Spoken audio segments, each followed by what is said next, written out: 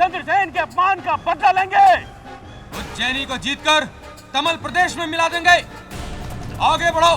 महाराज चंद्रसेन की जय। महाराज चंद्रसेन की जय। महाराज चंद्रसेन की जय। महाराज चंद्रसेन की जय।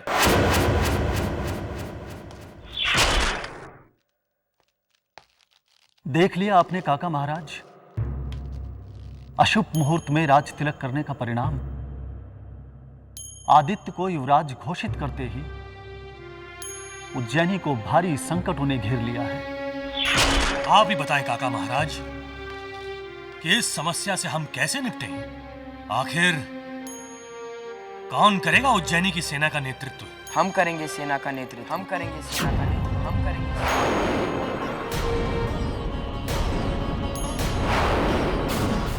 आप युद्ध की तैयारी कीजिए काका महाराज।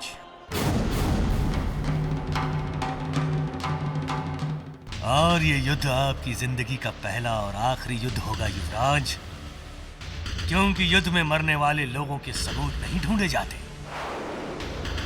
चाहे वो अपनों की तलवार से मरें या दुश्मन की तलवार से।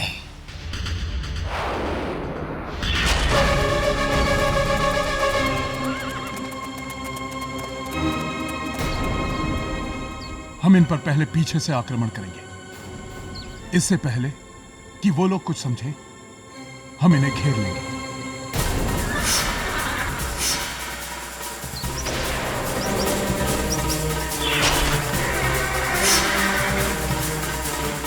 विक्रमादित्य, ये तो सच है कि उज्जैनी हमेशा तुम्हारे नाम से जानी जाएगी। महाराज चंद्रसेन की महाराज चंद्रसेन की महाराज चंद्रसेन की महाराज चंद्रसेन की महाराज चंद्रसेन की महाराज चंद्रसेन की महाराज चंद्रसेन की जय। महाराज चंद्रसेन की महाराज चंद्रसेन की जय। महाराज चंद्रसेन की महाराज चंद्रसेन की जय।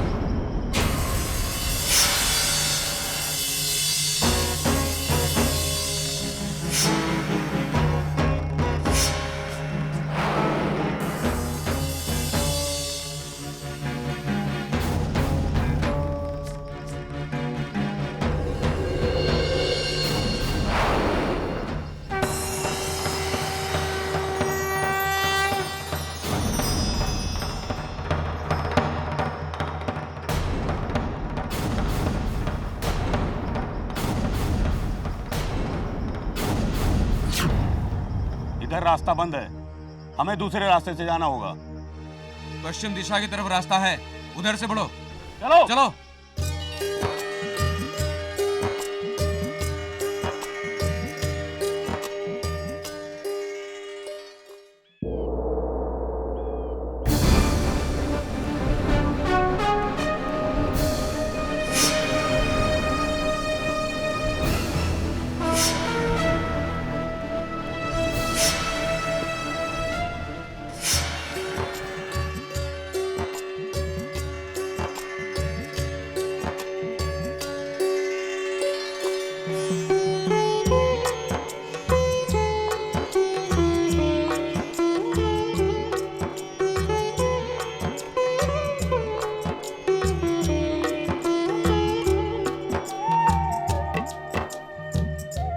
युवराज,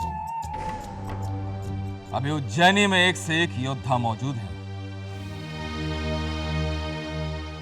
आपको स्वयं रणभूमि में जाकर युद्ध करने की आवश्यकता नहीं है। ये आप क्या कह रहे हैं काका महाराज?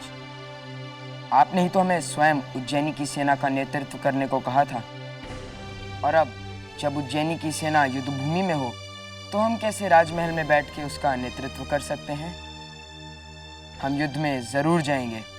वाह, अगर विक्रमादित्य यहां स्वयं होते और आपको इस रूप में देखते तो उनका सीना गर्व से चौड़ा हो जाता। विजयी भव।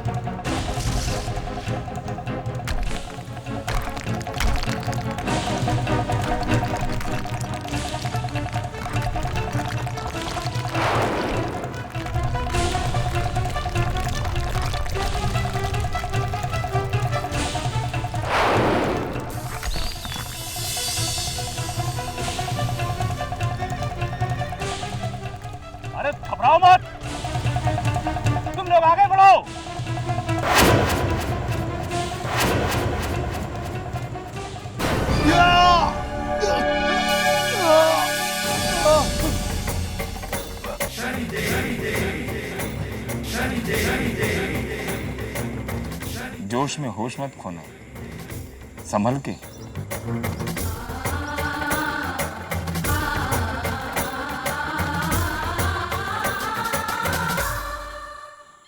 धन्यवाद।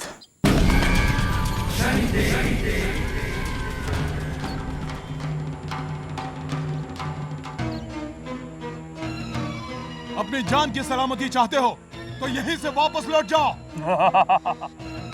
इन सबके सर धड़ से अलग कर दो। आक्रमण! जय महाकाल!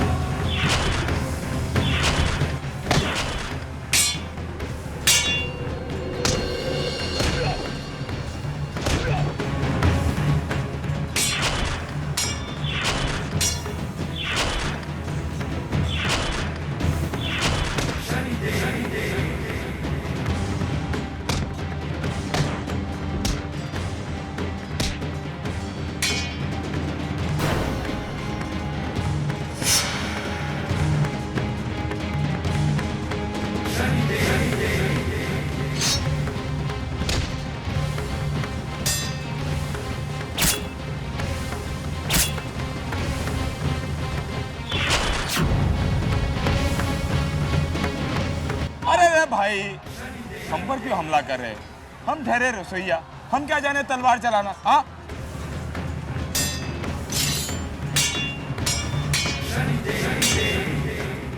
लड़ाई और मित्रता हमेशा बराबर वाले में होनी चाहिए।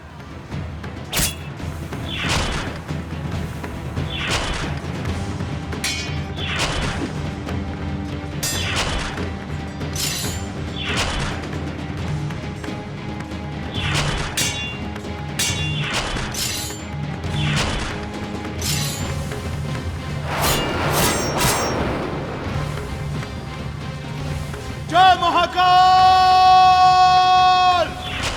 भागो! जय महाकाल!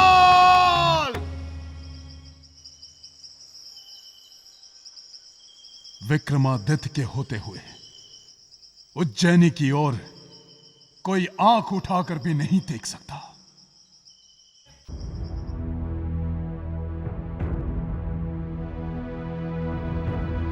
युवराज की जय हो। चंद्रसेन की सेना वापस लौट गई। एक आदमी ने तमल प्रदेश में पूरी सेना को रोक दिया और चंद्रसेन की सेना को वापस लौटना पड़ा। अकेला आदमी कौन हो सकता है वो, जिसने सारी सेना को वापस भेज दिया? सारी सेना को, और वो भी तमिल प्रदेश में। कहीं वो विक्रमादित्य तो नहीं? अरे भाई, कमाल के योद्धा हो तुम। हमारा जीवन बचाने के लिए बहुत धन्यवाद। तुम भी बहुत बहादुर हो राजकिशोर। तुम्हें तो उज्जैनी की सेना में होना चाहिए। हमारे से भाग्य कहाँ कि सम्राट विक्रमादित्य के तलवार के साए में युद्ध कर सके। तुम जानते नहीं, हम अरे भाई, वो दिन भी आ जाएंगे जब सम्राट विक्रमादित्य अपनी राजधानी में वापस लौटेंगे, तब उनकी सेना में भर्ती हो जाना। क्यों? चलो, अब हमें देर हो रही है। अब हमें घर चलना चाहिए। तुम्हारे माता पिता, हरिया काका सब तुम्हारी प्रतीक्षा कर रहे होंगे। चलो चल।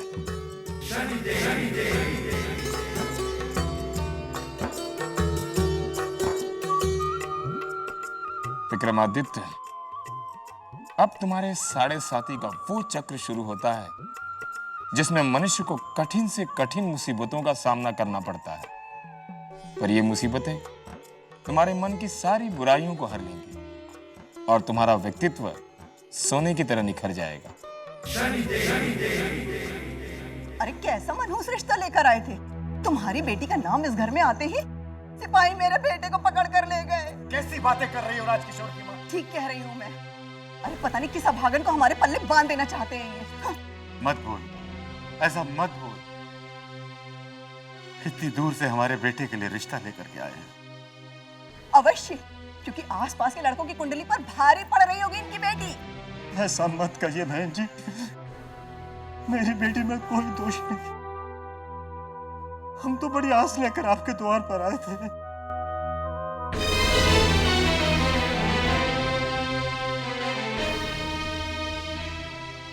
माँ, मेरा बेटा आ गया।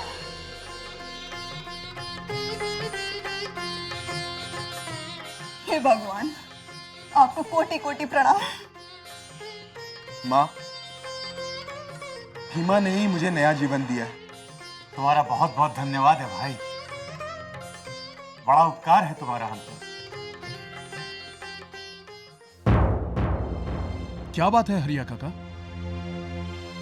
आपके आंखों में आंसू?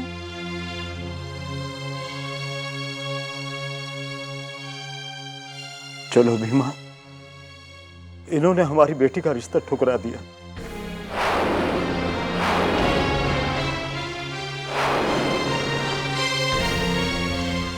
नहीं माँ, अब मैं हरिया काका की बेटी से ही विवाह करूंगा।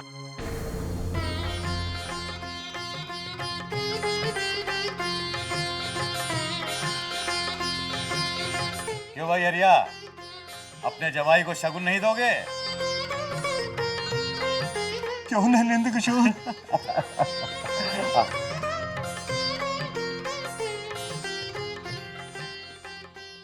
ओम शं शनैश्चराय नमः।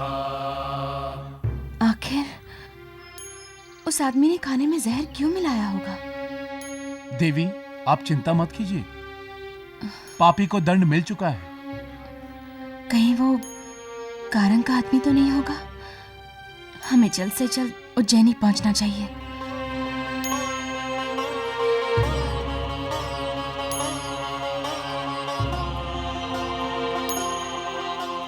अब हम निकलते हैं। हमें छोड़कर मत जाइए। आपके द्वारा दिए गए भक्ति रस के बिना ये जीवन बिल्कुल निराश हो जाएगा। हमने आपको जो भक्ति की राह दिखाई है, वो आपकी सबसे बड़ी साथी है। जीवन के बाकी संबंध तो केवल इस जन्म के साथी हैं, किंतु भक्ति की राह वो सदैव आपके साथ रहेगी, सदा आपकी रक्षा करेगी। अब हम भी देखना चाहते हैं कि उज्जैनी में आखिर क्या चल रहा है। हम अब चलते हैं।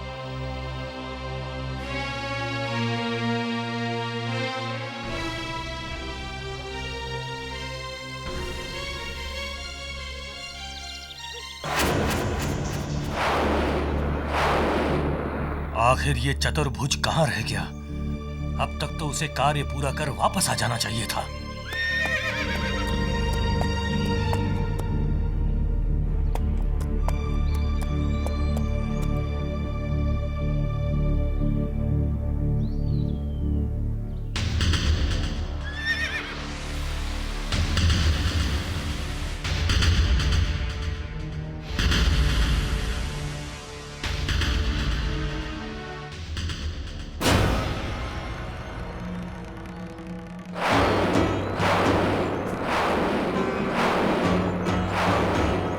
क्या हुआ चतुर्भुज?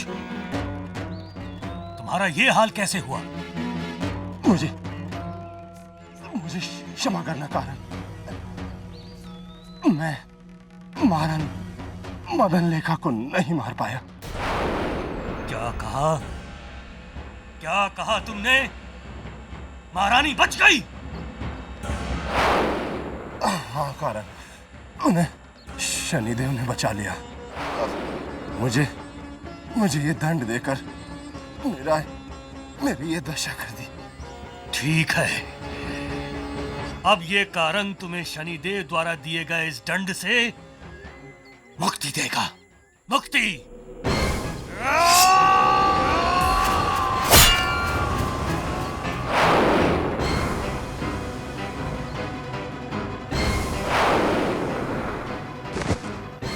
मदन लेखा!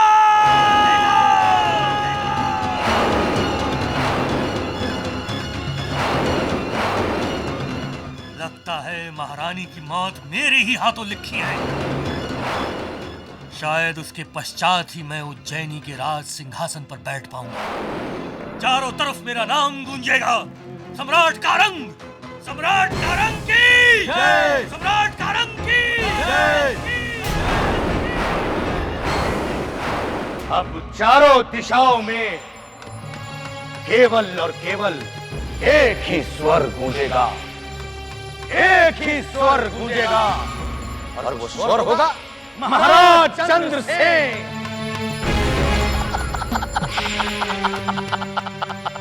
अब उज्जैनी का राज सिंहासन भी मेरा होगा, मेरा महाराज चंद्रसेन का। महाराज की जय हो। सेनापति, तुम तो युद्ध भूमि में गए थे। महाराज एक अजनबी है हमारी सेना को हरा दिया।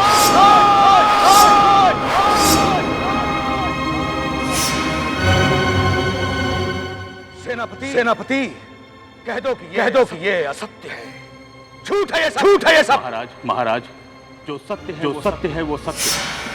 वो अजनबी हमारी सेना पर ऐसा कहर बनकर बरसा कि हमारी सेना को तिनके की तरह बिखेर के रख दिया। एक व्यक्ति, केवल एक व्यक्ति, और वो भी तमल प्रदेश में घुसकर। असंभव।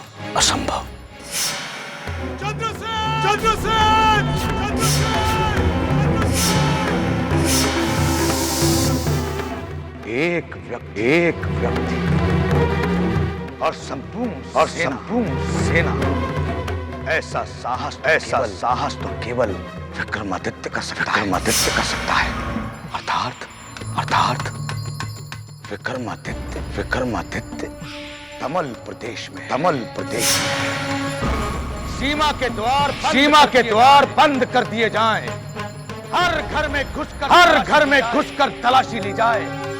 हमें विक्रमादित्य चाहिए, और वो भी जीवित। विक्रमादित्य, तुमने तमल प्रदेश में पांव रखकर स्वयं को मृत्यु का न्योता दिया है। अब शीघ्र अतिशीघ्र तुमसे हमारी भेंट होगी, और ये भेंट तुम्हें मृत्यु प्रदान करेगी। मृत्यु।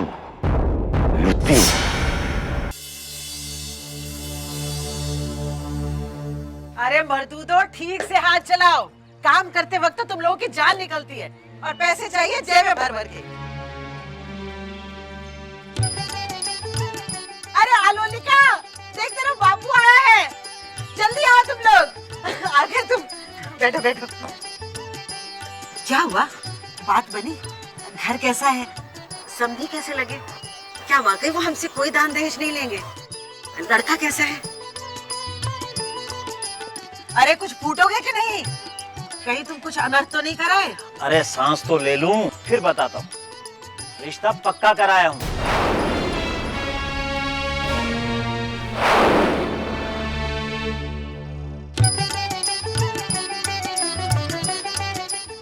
ये शगुन दिया उन लोगों ने। अच्छा, ये आलोलिका को ले जाकर दे दे।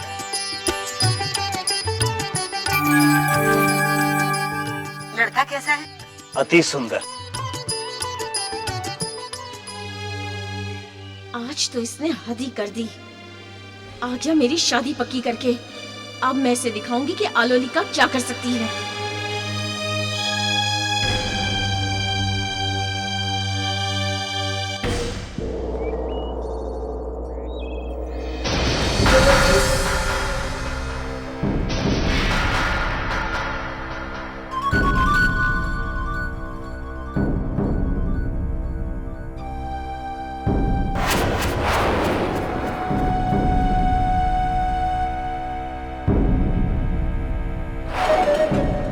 महाराज की जय हो। क्या कर रहे हो तुम सब लोग? कहां है विक्रमादित्य? मुझे अब तक उसकी कोई सूचना क्यों नहीं मिली? महाराज, हमारे सैनिक उसे तमल प्रदेश के कोने कोने में ढूंढ रहे हैं।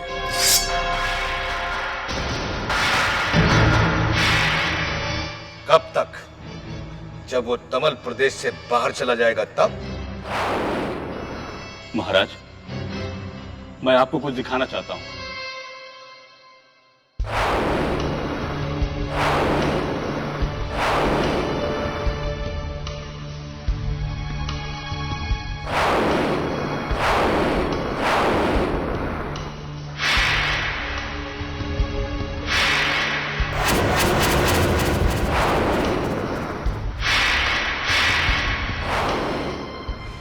अंगूठी तो विक्रमादित्य की है।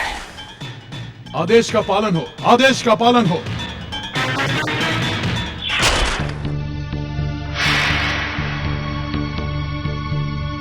ये विक्रमादित्य की अंगूठी तुम्हारे पास कहां से आई? महाराज, इसे हमारे सैनिकों ने लुटेरों के गिरोह से बरामद किया है।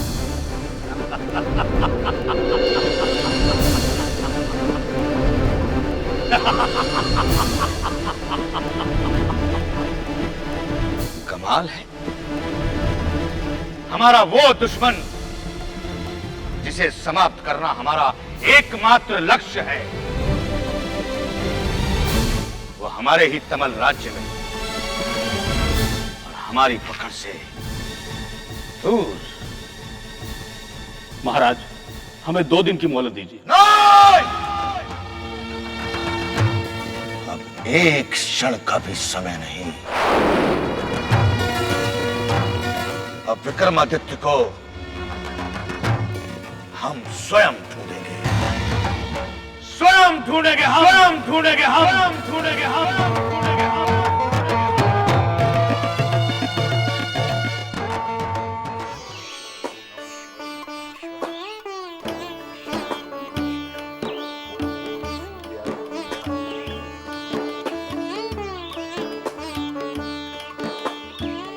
अरे भाई भीमा, अब तुम ये छोटे मोटे काम रहने दो।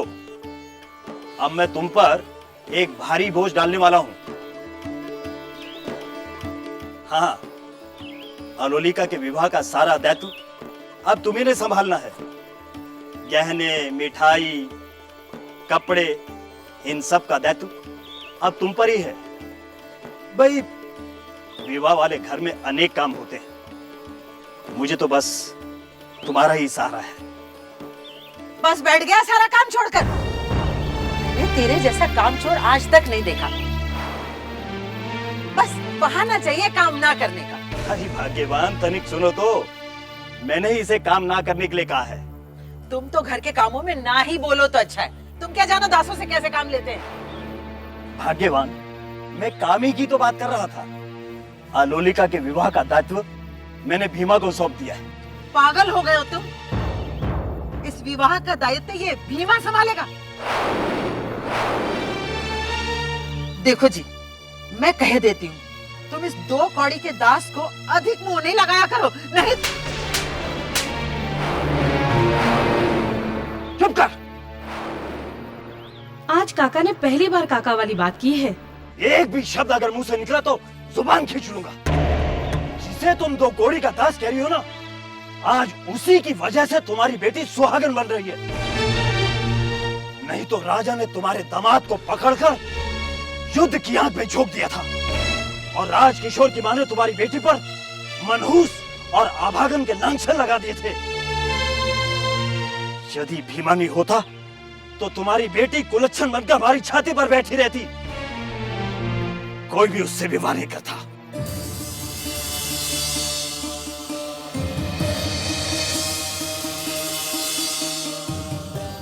भीमा, आज से तो मेरे दास ने, मेरे बेटे समान हो। आज से विवाह की सारी देखरेख तुम करोगे। शिप्रा बेटी। जी काका। तुम भीमा के साथ जाकर सारी खरीदारी कर ला। ठीक है।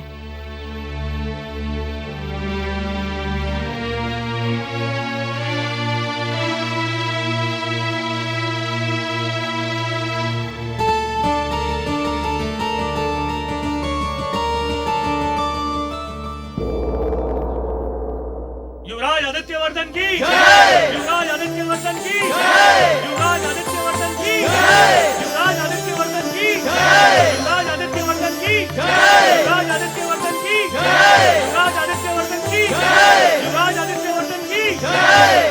युवराज आदित्यवर्धन की जय! युवराज आदित्यवर्धन की जय! युवराज की आज्ञा हो तो दरबार का कार्य आरंभ किया जाए। और उससे पहले हम एक घोषणा करना चाहते हैं काका महाराज। हमने अपने माता पिता की खोज में जाने का संकल्प कर लिया है। ये तो आपने अच्छा फैसला किया है। एक बार आप राजमहल से बाहर निकले, फिर वापस लौट कर नहीं आएंगे। कारंग एक ही गलती बार बार नहीं करता। ये आप क्या कह रहे हैं युवराज? यदि आप इस तरह से चले जाएंगे तो ये राज सिंहासन फिर से खाली हो जाएगा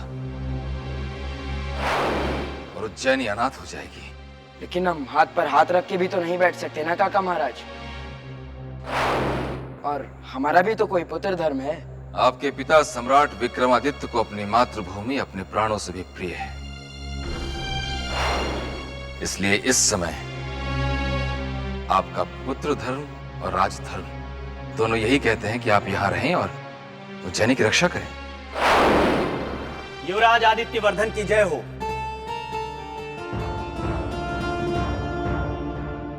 आप सबके लिए सुखद समाचार है।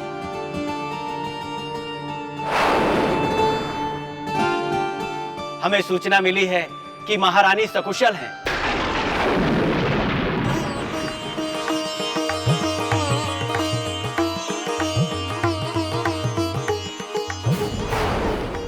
और वो उज्जैनी के लिए निकल पड़ी है।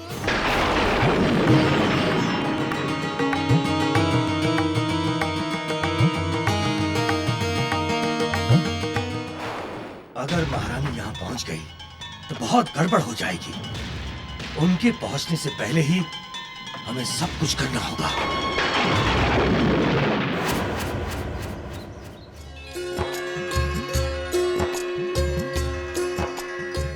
भीमा, बताओ ये घाघरा आलोलिका पर कैसा लगेगा? तुम्हें जो भी पसंद हो वो ले लो।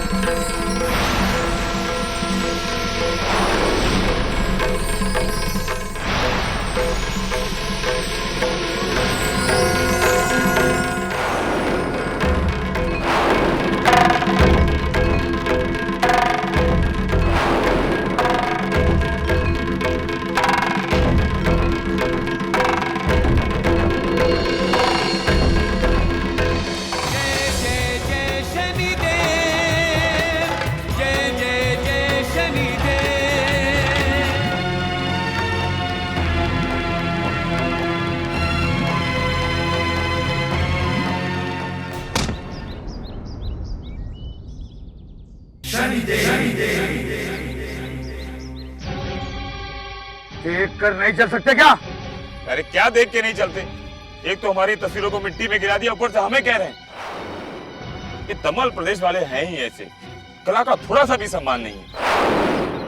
राजा के संस्कार प्रजा में चले आए। चंद्रसेन को तो थोड़ी सी भी कला की समझ नहीं है।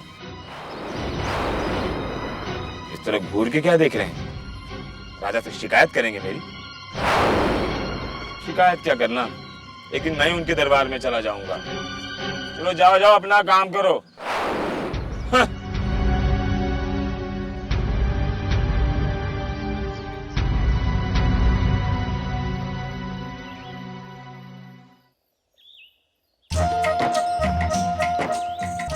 भीमा, कितनी सुंदर तस्वीर है ना? क्यों भैया, ये बेचोगे? अरे बेचनी किसको है, ये तो समय की मार है। अगर उज्जैनी के राजा विक्रमादित्य मुझे मिल जाए ना, तो मैं उनको सारी तस्वीरें भेंट कर दूं। और महाराज जो भी दे उसमें संतोष कर लूंगा। पर न जाने राजा विक्रमादित्य कहाँ चले गए। अरे भीमा, भीमा, कितना सुंदर हंस है ना? ये तस्वीर कितने की? नहीं नहीं, इसे मैं नहीं बेचूंगा। क्यों नहीं बेचोगे? अरे तस्वीर खरीदना कोई आम बात नहीं है। तस्वीर खरीदने के लिए थोड़ी बुद्धि होनी चाहिए, और मैं तस्वीर उन्हीं को बेचता हूँ जिन्हें थोड़ी बहुत समझ होती है।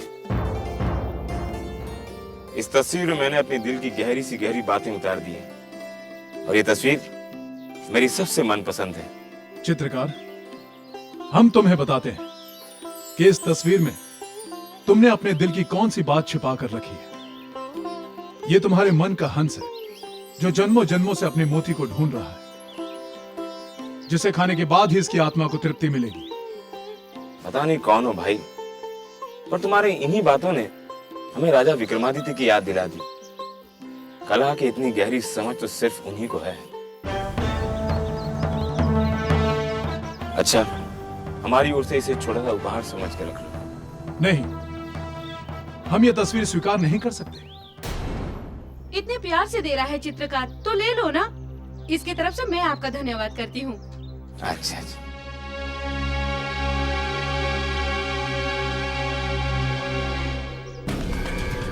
अब तुम्हारे साढ़े साथी का वो चक्र शुरू होता है जिसमें मनुष्य को कठिन से कठिन मुसीबतों का सामना करना पड़ता है।